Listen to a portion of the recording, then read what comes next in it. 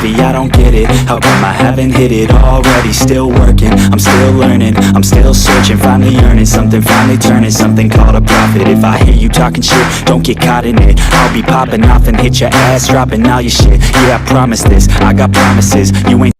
Monumen Pahlawan Revolusi. Monumen Pancasila Sakti dibangun atas gagasan Presiden kedua Indonesia, yaitu Presiden Soeharto. Dibangun di atas tanah seluas 14,6 hektar. Monumen ini dibangun dengan tujuan mengingat perjuangan para pahlawan revolusi yang berjuang mempertahankan ideologi negara Republik Indonesia, Pancasila dari ancaman ideologi komunis. Berikut adalah pahlawan ke-6 revolusi tersebut.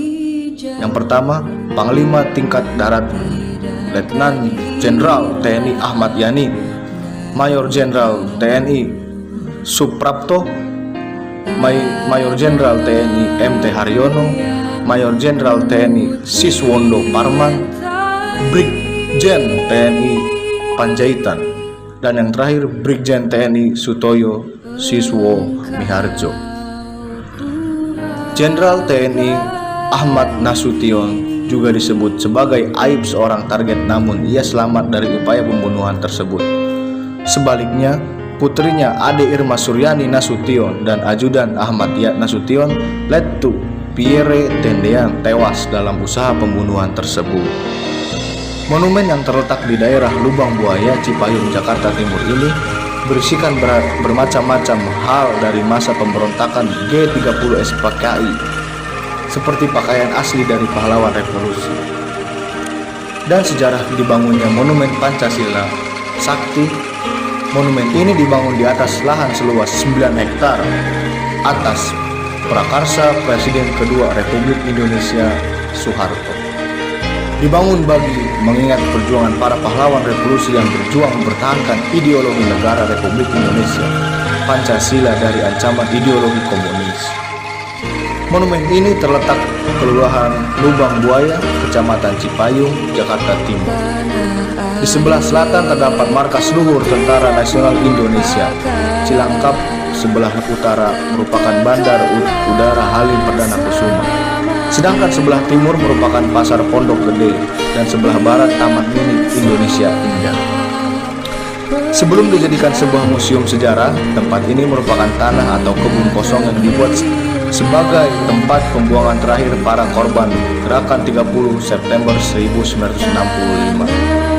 Di kawasan kebun kosong itu terdapat sebuah lubang sumur tua sedalam 12 meter yang digunakan bagi membuang jenazah para korban G30 SPKI.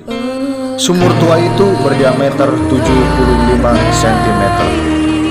Sumur Maut. Sumur tua ini merupakan tempat membuang 7 pahlawan revolusi: Jenderal Anumerta Ahmad Yani, Maijen Anumerta Donald Isakus Panjaitan, Letjen Anumerta MT Haryono, Kapten CZI Anumerta Pierre Andreas Tendean, Letjen Anumerta Siswandono Parman, Letjen Anumerta Suprapto, Maijen Anumerta Sutoyo Siswo Miharjo. Jenazah ketujuh pahlawan itu ditemukan di sebuah sumur tua yang sekarang dinamai Lubang Buaya. Di daerah Lubang Buaya, tidak jauh lapangan terbang Halim Perdana Kusuma, Jakarta.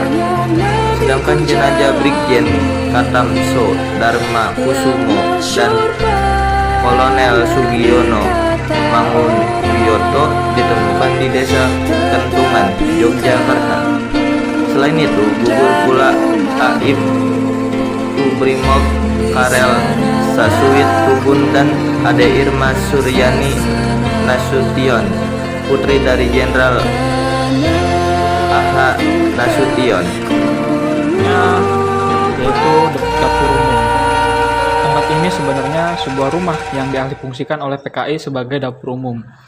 Rumah yang statusnya milik Ibu Amro ini dipakai sebagai tempat sarana makanan anggota G30S PKI.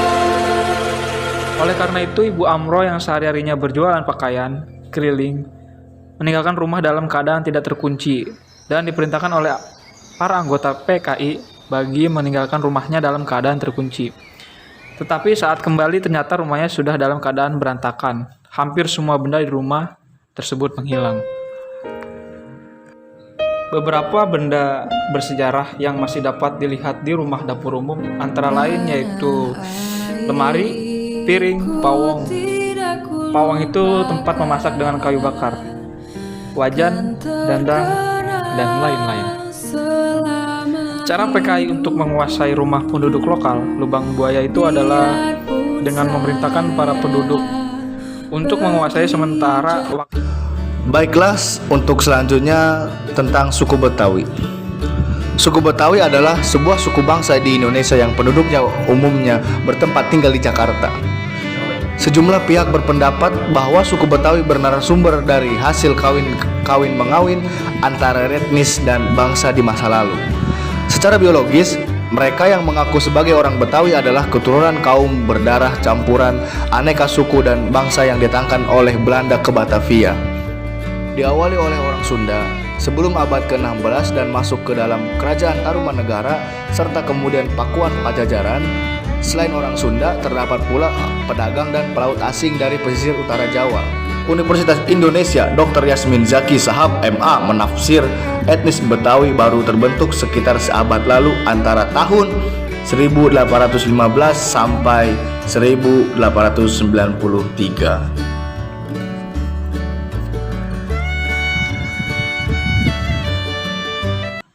Segi musik. Dalam bidang kesenian, misalnya orang Betawi memiliki seni gambang kromong yang bersumber dari seni musik Tionghoa, tetapi juga benar bana yang berakar pada tradisi musik Arab. Keroncong tugu dengan latar balik Portugis Arab dan tanjidor yang berlatar belakang kebelandaan. Saat ini suku Betawi terkenal dengan seni lenong, gambang kromong, rebana, tanjidor, dan keroncong. Betawi juga memiliki lagu tradisional seperti kicir-kicir. Segi tari. Seni tari di Jakarta merupakan perpaduan selang unsur-unsur norma budaya warga yang benar di dalamnya.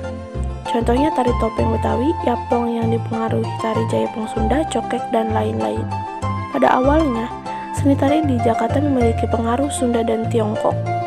Seperti tari yapong dengan kostum penari khas pemain opera Beijing, namun Jakarta bisa dinamakan kawasan yang paling dinamis. Selain seni tari lama juga muncul seni tari dengan gaya dan koreografi yang dinamis.